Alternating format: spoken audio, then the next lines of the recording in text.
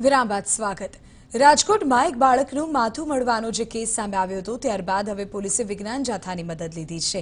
હત્યાનો ભેદ ઉકેલવા માટે પોલીસે ઓપરેશન હાથ ધર્યું છે, જેમાં 40 જેટલા તાંત્રિકોની પોલીસે પૂછપરછ શરૂ કરી છે।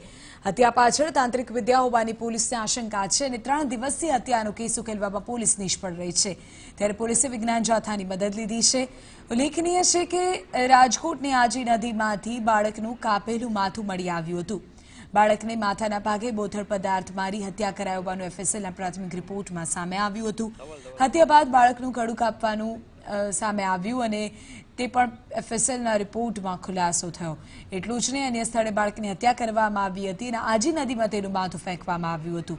ત્યારે હત્યાનો આ ભેદ ઉકેલવા માટે પોલીસે બાળકની માહિતી આપનારને 50,000ના ઇનામની જાહેરાત કરી છે, તો ભગવતીપરા વિસ્તારમાં પોસ્ટર લગાવી ઓળખ મેળવવા પણ તજવીજ હાથ ધરી છે।